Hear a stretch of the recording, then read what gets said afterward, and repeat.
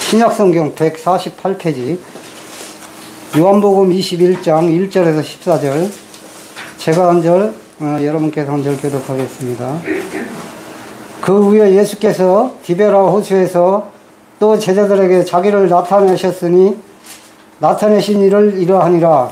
시몬 베드로와 유무라는 도마와 갈릴리 가나 사람 나다나엘과 세베대의 아들들과 또 다른 제자들이 함께 있더니 시몬 베드로가 나는 물고기를 잡으러 가노라 하니 그들이 우리도 함께 가겠다 하고 나가서 배에 올랐으나 그날 밤에 아무것도 잡지 못하였더니 나를 기어갈 때에 예수께서 바닷가에 서셨으나 제자들이 예수이신 줄 알지 못하는지라.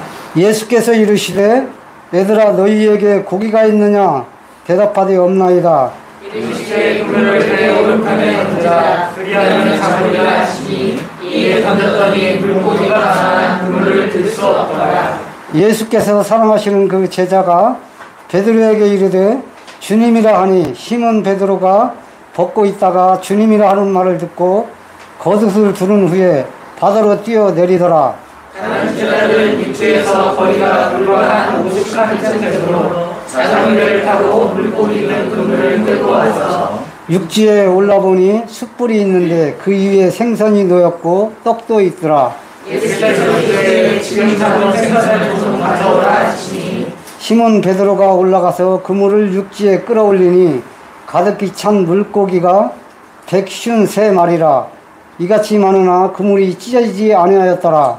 예수께서 이르시되 나와서 바다를 먹으라 하시니 제자들이 주님이 주를 아는 고로 당신이 누구냐 감히 묻는 자가 없더라. 예수께서 가셔서 떡을 가져다가 그들에게 주시고 생선도 그와 같이 하시니라. 이것은 예수께서 죽은 자 가운데서 살아나신 후에 세 번째로 제자들에게 나타나는 것이라. 아멘.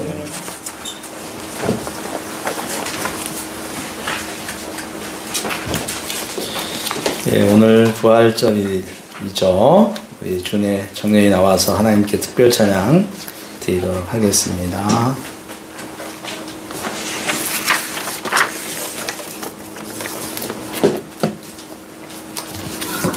오늘 찬양도 제가 선곡을 했어요.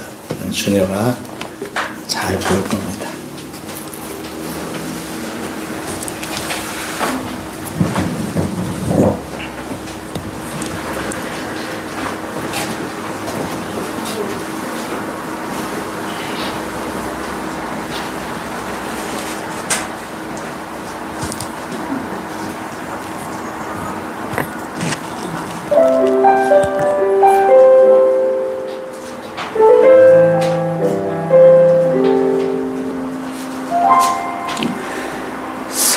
산골짜기 여기저기 봄의 향기가 겨우내 숨어있던 산새들의 노래 들리고 산등성이 하얀 눈은 이제 보이지 않고 이것이 우리 주님 약속하신 봄의 모습 아닌가. 내가 염려했던 지난 날들과 영원히 계속될 것만 같았던 추운 겨울은 주님의 약속대로 흔적도 없고 내 하나님 행하신 일 만물이 찬양하누나. 싱그러운 봄 같은 그분의 향기 따스한 사랑으로 내 삶을 아름답게 하네. 그분으로 가득 찬 하루 또 하루 우리 주님 약속하신 봄의 모습 아닌가. 내가 염려했던 했던 지난 날들과 영원히 계속될 것만 같았던 추운 겨울은 주님의 약속대로 흔적도 없고 내 하나님 행하신 일 만물이 찬양하누나.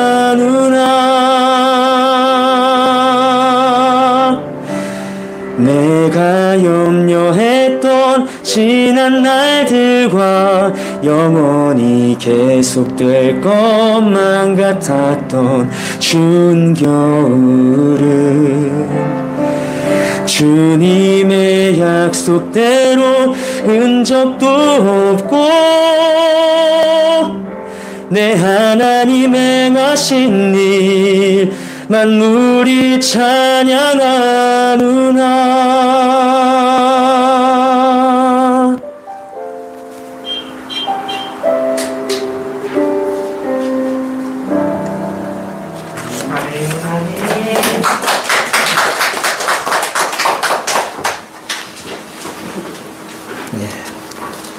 우리 주내는 하나님께서 크게 사용하실 것 같습니다. 예. 갈수록 찬양 실력이 더 늘어나네요. 감사합니다. 우리 교제하는 시간인데 우리 같이 옆에 분하고 인사합시다. 반갑습니다. 잘 오셨습니다. 예, 사랑합니다. 예, 축복합니다. 예. 형제 함께 사는 거 하겠습니다.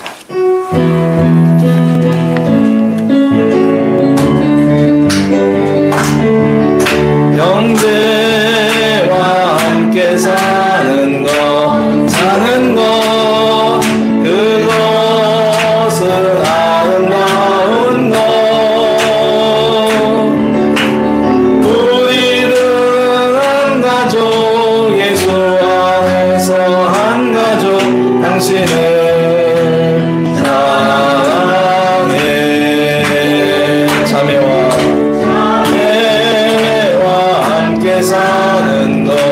사는 것 그것은 아름다운 것. 우리는 한 가족 예수 안에서 한 가족 당신은 사랑해. 자, 우리 손을 뻗어서 멀리 있는 분 보고 인사합시다. 사랑합니다. 사랑합니다.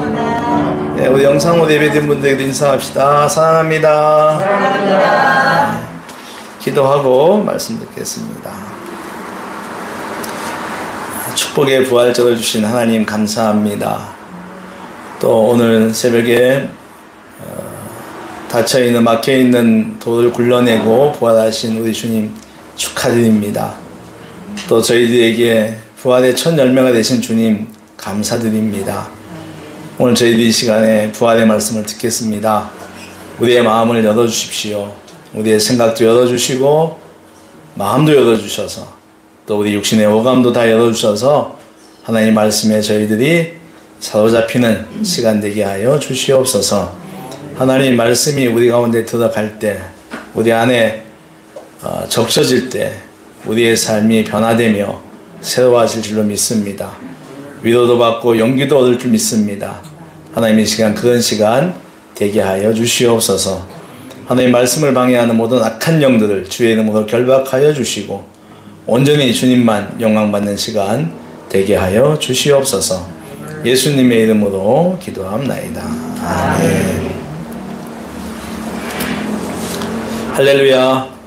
예, 오늘 하나님께서 우리에게 말씀과 성령으로 은혜를 줄 줄 믿습니다.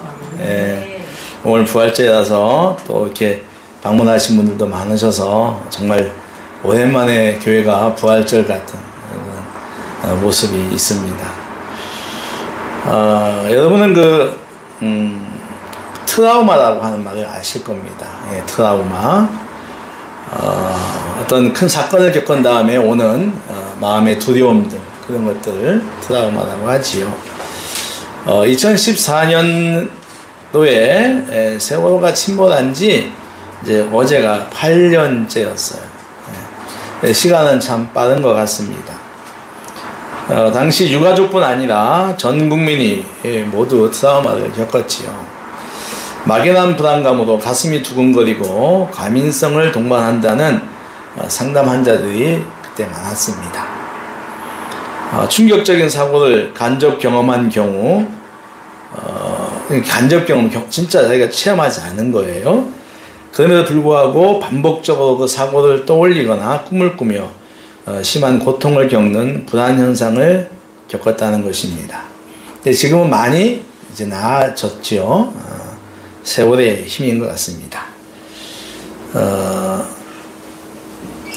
이제 조금 있으면 2년 이상 또 이어지던 코로나19 바이러스 재앙이 끝난다고 합니다.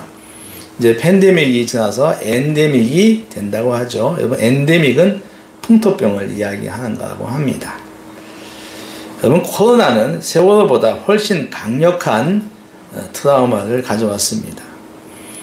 지희고화, 남녀노소를 막론하고 누구나 다 감염될 수 있으며 악화되면 목숨을 잃을 수 있고, 백신에 큰 기대를 걸었으나 짧은 시간에 급히 개발된 백신의 안정성에 문제가 있어 접종 후 후유증으로 목숨을 잃는 사람들도 많이 나왔습니다. 한 번 맞으면 된다 해서 맞았더니 이제 3번 맞아야 된다 하고, 며칠 전부터는 60세 이상은 4번 맞아야 한답니다. 박경추 어르신 4번 맞으셔야 됩니다. 한 번 더 맞아야 되겠네. 우창훈 종교, 저 소태어 어르신도 맞고, 60세, 저도 60세 이상이에요. 백신을 맞아도 문제, 안 맞아도 문제입니다. 그야말로 목숨이 복불복처럼 되어버렸어요. 이 코로나는 다른 바이러스에 대한 공포도 가져왔습니다. 이제 우리는 바이러스의 바자만 들어도 그죠? 떱니다. 가슴이 두근대죠. 무서운 트라우마입니다. 러시아와 우크라이나의 전쟁을 보고 있는 한국 사람들도 그렇습니다. 특히 북한의 미사일과 핵의 위협 앞에 있는 우리는, 전쟁을 겪은 사람들은 당연하지만 겪지 않았음에도 우리는 트라우마가 되고 있습니다. 이런 사회적 트라우마도 있지만 개인이 겪는 것들도 많지요. 예고치 않았던 큰 사건을 겪는 경우입니다. 대표적인 것이 질병, 또 가족의 죽음 등입니다. 건강을 자신하던 사람에게 시한부 선고가 내려지거나 젊은 나이에 배우자와 부모를 잃은 남은 가족들의 경우는 그 사건이 큰 트라우마가 됩니다. 주님의 죽으심이 주님을 따르던 사람들에게 트라우마가 되었듯이 말입니다. 2000년 전 오늘 새벽 주님은 장사된 지 3일 되던 날 무덤에서 살아나셨습니다. 할렐루야. 아멘. 우리 주님은 인간이 지은 죄의 값인 죽음을 십자가에서 대신 치루어 주심으로 인류의 구원을 완성하셨습니다. 주님이 장사되었던 무덤 안에 주님이 계시지 않은 것에 대하여 그 당시 말들이 많았습니다. 제자들이 훔쳐갔다는 도난설도 있었고, 부활하신 것을 믿기 싫어하는 자들은 예수님이 십자가에서 완전히 죽지 않고 기절한 상태였다고 하는 기절설도 있습니다. 그러나 이는 다 틀렸습니다. 주님은 십자가에서 분명히 생물학적으로 죽으셨습니다. 로마 군인이 창을 옆구리에 찔러서 확인했습니다. 성경은 숨을 거두었다고 기록합니다. 기절한 것이 결코 아닙니다. 이 제자들이 훔쳐갔다고 하는 도난설은 마태복음에 나오죠. 예수께서 죽은 지 3일 만에 다시 살아난다고 하신 말씀이 마음에 걸린 유대의 정치 종교 지도자들은 총독 빌라도를 찾아가 말합니다. 예수의 제자들이 예수의 시체를 훔쳐갈 수 있으며 그럴 경우 이 사회가 더 소란스러워질 것이다. 이 말에 빌라도는 너희에게 있는 경비병을 보내어 지키게 하라고 합니다. 그래서 경비병들은 무덤을 큰 돌로 임봉하고 굳게 지킵니다. 여러분, 돌문이 굉장히 무겁지 않습니까? 그것을 2명 이상이 지켰습니다. 그것을 뚫고 도둑질하기란 불가능한 것입니다. 그리고 무엇보다도 주님의 부활은 구약에 이미 여러 번 예언되어 있습니다. 시편 16편 10절에 보니까 이는 내 영혼을 음부에 버리지 아니하시며 주의 거룩한 자로 썩지 않게 하실 것입니다. 아멘. 아멘. 여러분, 예수님도 당신이 친히 말씀하셨어요. 내가 죽고 3일 만에 다시 살아날 것이라고 마태복음 16장 21절을 비롯하여 17장 23절, 20장 19절에서도 말씀하셨어요.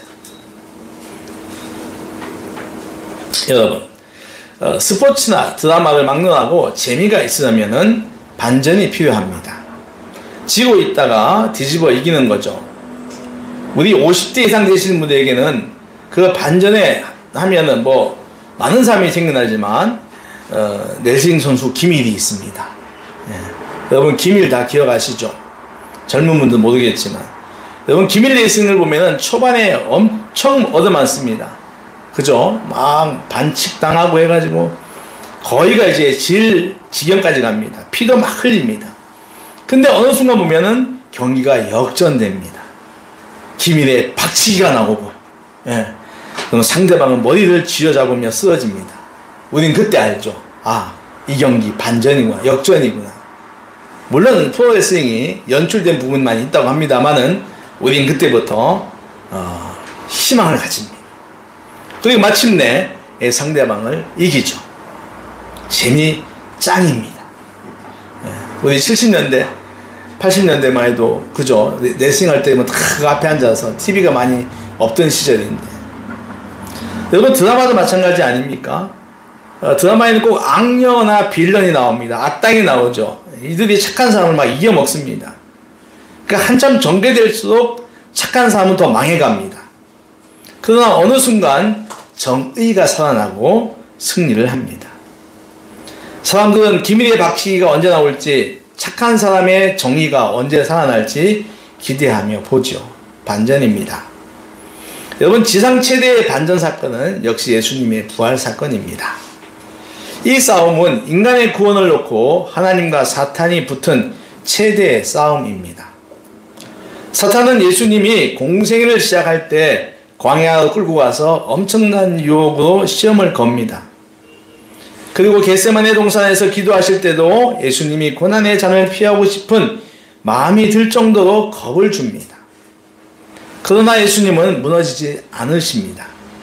광야의 그 극한의 시험, 겟세마네의 위협에 굴하지 않으시고 고난의 죽음, 순종의 죽음, 대속의 죽음의 길을 가십니다. 죽음까지만 놓고 보면 사탄의 승리입니다. 왜 예수도 죗값으로 죽었다고 생각합니까? 그러니까 사탄의 입장에서는 주님 역시 죽었기 때문이지요. 그러나 사탄이 예수님을 죽이고 좋아서 춤추고 있을 때 우리 예수님은 무거운 죽음의 돌을 굴려버리고 살아나십니다. 사단은 죽음이라고 하는 형벌로 인간을 영원히 지옥에 묶어두려 했으나 예수님은 부활하심으로 사단을 완벽히 제압하셨습니다. 할렐루야. 아멘. 믿습니까? 아멘. 예. 여러분, 우리가 이 사실을 믿으면 우리에게도 부활신앙의 능력이 나타납니다. 아멘. 세상의 환경에 굴하지 않고 위축되지 않고 두려워 말고 예수님처럼 역전의 승리를 얻을 수 있다고 하는 것입니다. 사탄은 코로나를 이용하여 성도들을 무너뜨리려고 합니다. 여러분, 코로나가 문제가 아니라 사탄이 늘 그렇듯이 환경을 이용하여 공격하고 성도를 무너뜨린단 말입니다. 성경은 이렇게 말하죠. 네가 분을 내어도 죄를 짓지 말며 해가 지도록 분을 품지 말고 마귀에게 틈을 주지 말라고 말합니다. 그러니까 화나 분노 자체보다 마귀가 그 틈을 활용하니 해가 지도록 화를 가지고 있지 말라는 뜻입니다. 그래서 우리가 그날의 화는 그날 풀으라고 하죠. 네, 안 갖고 있으면 사단이 그걸 가지고 이용을 해먹는 거예요. 마귀는 항상 환경을 이용합니다. 여러분, 코로나 상황을 이용하여 사탄 마귀는 이미 수많은 성도들을 침범했고 교회에 타격을 주고 있습니다. 그러나 삶의 고통, 고난, 혼란 속에서도 주님의 부활과 부활해 주는 삶의 가치를 놓치지 않으면 마귀가 우리를 이용할 수 없고 우리의 삶은 반드시 승리를 얻는다는 말씀입니다. 믿으시기 바랍니다. 오늘 본문에서 부활하신 주님은 갈릴리 해변에서 제자들을 만나고 있습니다. 누굴 만나고 있다고요? 제자들입니다. 자, 갈릴리는 유대 북쪽 지방으로 차별받는 소외된 지역입니다. 주님의 실제적인 고향으로 30년의 사생애를 거의 보내신 곳이지요. 그리고 3년 공생의 기간에도 갈릴리는 주님의 중요한 활동 무대입니다. 그러나 갈릴리가 이 모든 것들보다 더 중요한 의미를 가지는 것은 주님이 죽으시기 전에 제자들에게 이런 말 하죠. 갈릴리로 가라. 내가 거기서 너희를 만날 것이다 라고 하는 말씀 때문입니다. 이 말씀이 이루어진다면 갈릴리는 승리를 의미하는 것으로 이 말씀은 그대로 이루어졌습니다. 죽음을 이기신 승리, 완전한 승리가 이루어진 것이죠. 그래서 여러분, 갈릴리는 갈보리 십자가 이상으로 중요합니다. 갈보리도 중요하지만 갈릴리도 중요한 것입니다.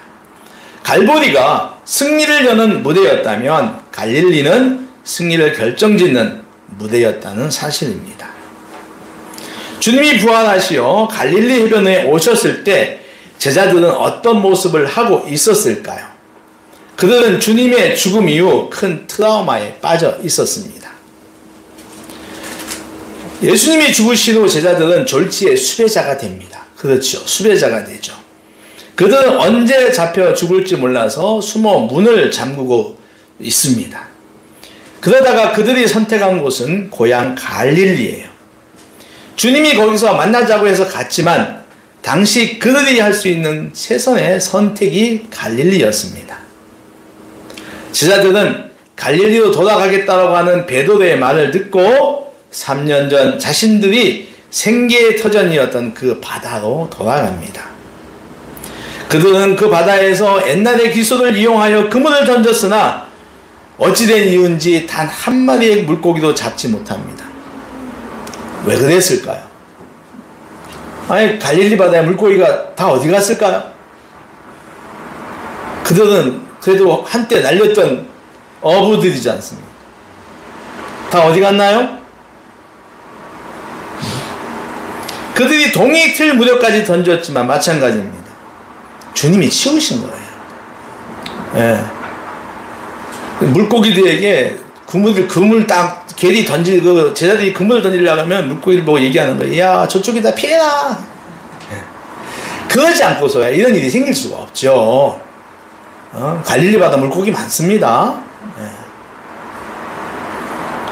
그럼 이때 그 제자들의 마음은 어떠했을까요?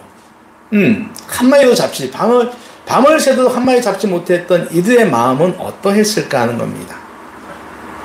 혹시 이러진 않을까요? 아, 이젠 고기도 안 잡히네. 인생의 성공을 꿈꾸며 다 버리고 주님 따라 갔는데 주님이 죽으셨어. 인생 대박을 꿈꿨는데 대박은커녕 쪽박이네. 그래서 고기라도 잡으며 살려고 돌아왔는데 밤새도록 한 마리도 못 잡고 뭘 해도 되는 게 없도다. 내가 앞으로 뭐 해먹고 살까? 이처럼 되는 일이 없어 낭망 속에 있을 때 주님이 나타나시어 그물을 배 오른편에 던지라고 하시죠. 물고기를 보고 뭐라고 했을까요? 빨리 가라. 그물 오른편에 다 가. 그물을 들어 올렸는데 그물을 들어 올릴 수 없을 만큼 무거워요. 해변에 끌고 와서 이렇게 헤아려 보니까 153마리입니다. 그래서 우리에게 이 153은 축복의 숫자라고 우리는 알고 있지요? 예. 그 사이에 우리 주님은 제자들을 위해서 아침을 준비해 놓고 제자들을 기다리고 계십니다. 이처럼 부활의 주님은 우리가 좌절과 실망, 시리에 빠져서 거의 빈손일 때 찾아오시고 우리를 만나주십니다. 내 힘과 방법, 내 생각대로 이것저것 다 해보고 버텨보다가 손들 때 주님을 만난다는 것입니다. 오늘 말씀은 실패와 좌절, 실망 속에 있을 때 우리 삶 속에 찾아오시는 예수 그리스도를 보여주고 있습니다. 엠마오로 가던 두 제자에게도 나타났던 주님도 다를 것이 없어요. 그들은 주님이 정말로 돌아가시자 진짜 죽을까 생각했던 거예요. 정말 죽으실 건가 이런 거죠. 근데 정말로 죽으셨어요. 혼란에 빠집니다. 왜 하나님께서 혼란을 주셨지? 이걸 왜 2년 반 동안 주시지? 이런 거예요. 혼란이 믿음의 혼란이 오는 거예요. 똑같습니다. 그래서 이들이 예루살렘의 북서쪽에 있는 엠마오로 갑니다. 8주 정도 됩니다. 그쪽을 향해서 터덜터덜 걸어가고 있습니다. 주님에게 걸었던 기대와 소망은 물거품이 되어버렸습니다. 그때 주님이 나타나 대화하십니다. 그들은 주님을 알아보지 못합니다. 저녁때가 되어서 떡을 떼어주시자 그때서야 그들의 눈이 밝아져 예수님을 알아보게 됩니다. 이처럼 부활하신 주님은 절망과 혼란 가운데 오셔서 소망을 주시고 가야 할 방향을 보여주시는 거예요. 여러분, 오늘을 사는 우리의 삶도 마찬가지 아닐까요? 우리의 고통, 우리의 낙심, 우리의 절망, 우리의 혼란 속에 있을 때 부활하신 주님이 찾아오십니다. 내 힘으로 해결 안 되는 그 자리에 부활의 주님이 찾아오심을 꼭 믿으시기 바랍니다. 성도는 믿음 안에서 주님의 교훈을 따라 배우고 좋은 성품으로 바르게 살고 양심적으로 살고 진실하게 살려고 합니다. 그러나 우리를 둘러싸고 있는 환경은 그렇게 내버려 두지 않습니다. 불의가 만연하고 거짓과 부패가 있고 이기적인 사람들의 탐욕도 있고 친했던 사람의 배반도 있고 사랑하는 사람의 죽음도 있고 원하지 않던 질병과 사고 등으로 우리로 하여금 실망과 좌절에 빠지게 한다는 것입니다. 어디 그뿐입니까? 이번 코로나처럼 사람들을 죽음의 공포로 몰아가는 거예요. 그래서 어쩌하지 못하고 인생의 길을 찾지 못하고 있을 때 부활하신 예수님 우리를 찾아오셔서 위로하시고 새로운 희망과 그 희망에 도전할 용기를 불어넣어 주십니다. 우리가 잘 알고 있는 미국의 대통령 에이브리함 링컨 아시죠? 그 사람은 젊은 변호사 시절에 큰 좌절감에 빠집니다. 친구들이 말합니다. 야, 쟤 저러다가 죽겠다. 쟤 좀 있으면 자살하겠다. 예, 감시할 정도예요. 친구들이 다. 링컨을 갖다가 쟤 곧 자살할 것 같아. 그때 링컨이 이렇게 말합니다. 나는 지금 이 세상에서 가장 비참한 삶을 살고 있다. 나는 이제 어떠한 개선이나 향상을 기대할 수 없게 되었다. 절대적 절망감에 빠져 있었죠. 이때 이 링컨을 회복시킨 것이 있습니다. 다름 아닌 예수의 부활이었어요.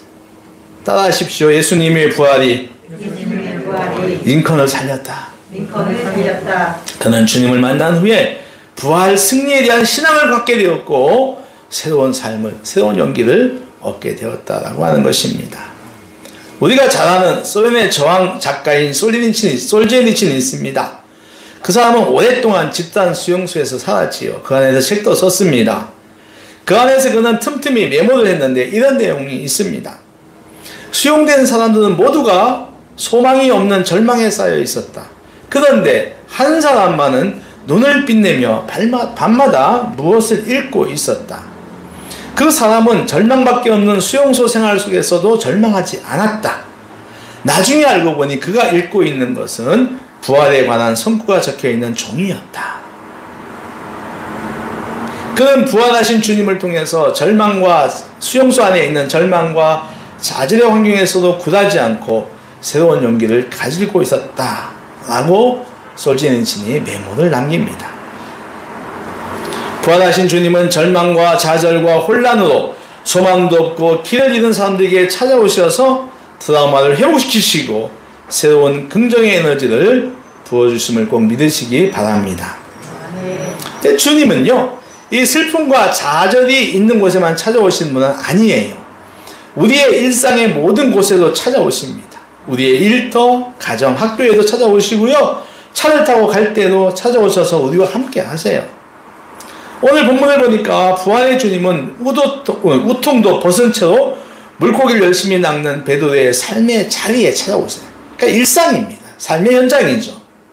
내가 언제 간다 라고 공고하지 않으시잖아요. 미리 말씀 안 하시고 그냥 삶의 자리로 찾아오시는 거예요. 그리고 아침을 먹이시기 위해서 숯불을 피우고 생선을 구우십니다. 제자들의 배고픈 걸 다 아시는 주님의 따뜻한 배려죠. 주님은 우리에게 일용할 양식을 주시옵고라는 주기도문만 가르친 것이 아니고 우리의 일용할 양식도 준비해 주시는 분이에요.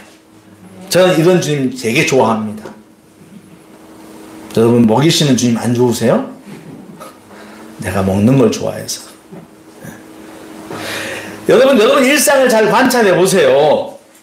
부활의 주님이 수시로 나타납니다. 그래서 우리의 고통과 혼란과 트라우마를 치료해 주시는 거예요. 근데 문제는 내가 관심이 없어. 부활한 주님에 대해서 관심이 없습니다. 큰 의미를 두지 않아요. 그래서 주님이 안 나타나신다고 맨날 불평하죠.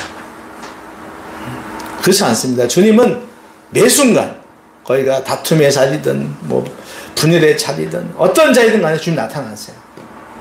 부활의 주님 나타나서 너 지지 마라. 너 이겨라. 너 잘 견뎌라. 말씀하시지요. 말씀을 정리하겠습니다. 부활은 따라하시죠. 분명한 역사적 사실이다.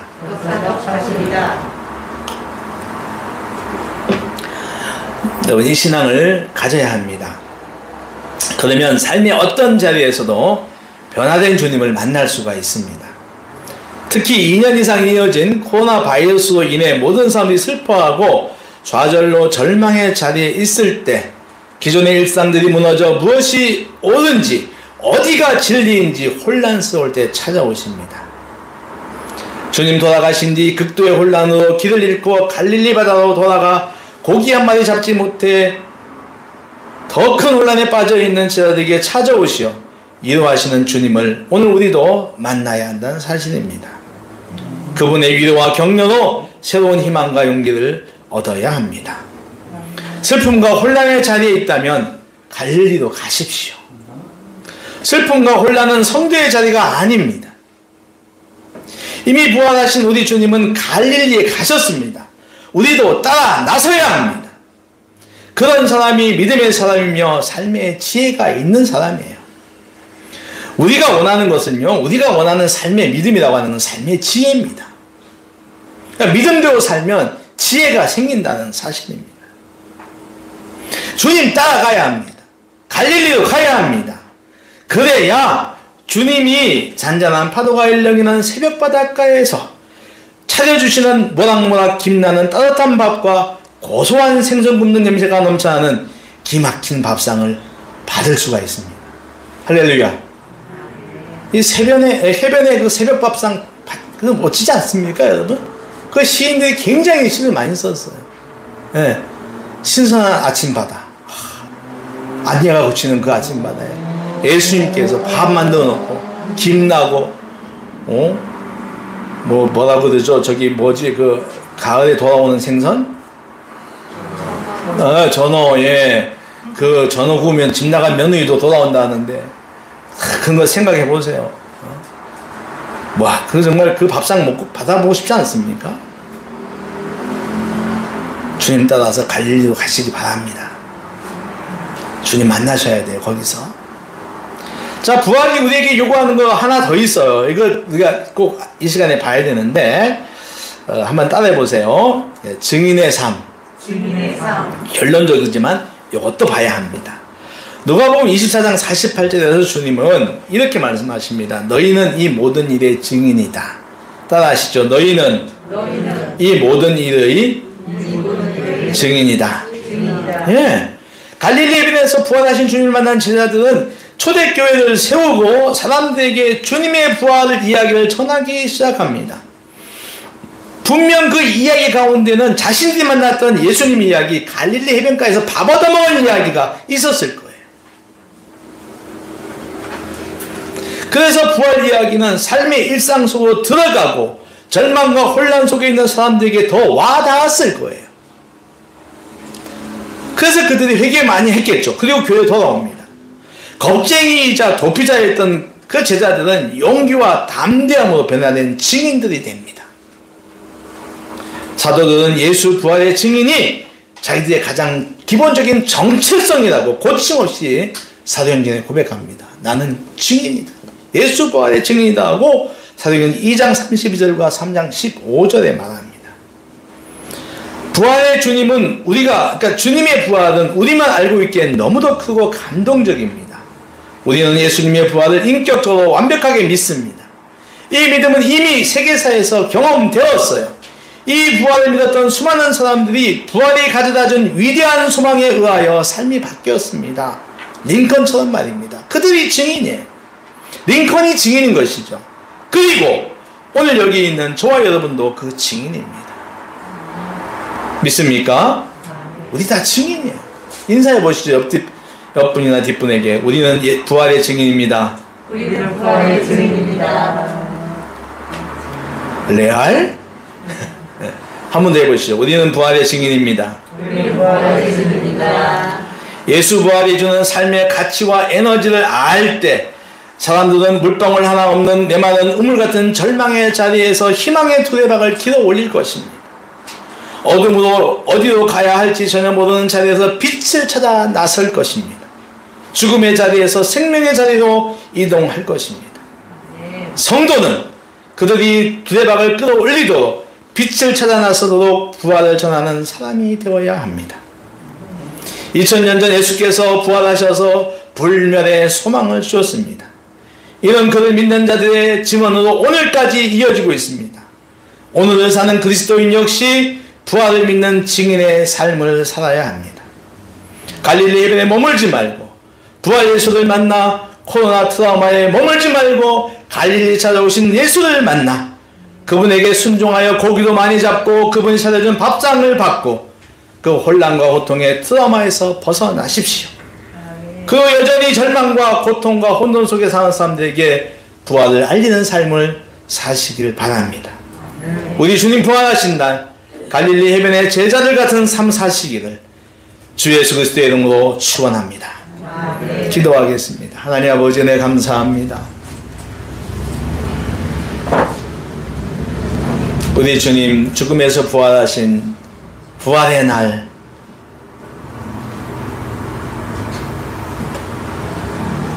혼돈과 트라우마로 인하여서 고향 갈릴리로 돌아가서 물고기 잡던 제자들에게 나타나셨던 주님, 뭘 해도 되지 않는다고 한탄하는 그들에게 주님 나타나셔서 삶의 희망과 용기를 주시니 감사합니다.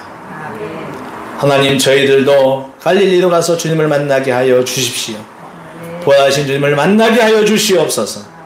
그것이 믿음이며 그것이 삶의 지혜인 줄로 믿습니다. 하나님, 그래서 우리의 삶이 아무리 힘든고 어려운 가운데서도 부활의 주님으로 인하여 마침내 승리하는 능력의 사람들, 승리의 사람들 되게 하여 주시옵시고, 또 아버지 하나님, 부활을 알지 못하여서 힘들어하는 모든 연약한 심령들에게 부활을 이야기하는 증인들이 되게 하여 주시옵소서. 예수 그리스도의 이름으로 감사하며 기도하옵나이다. 아멘. 165장 찬송 가겠습니다.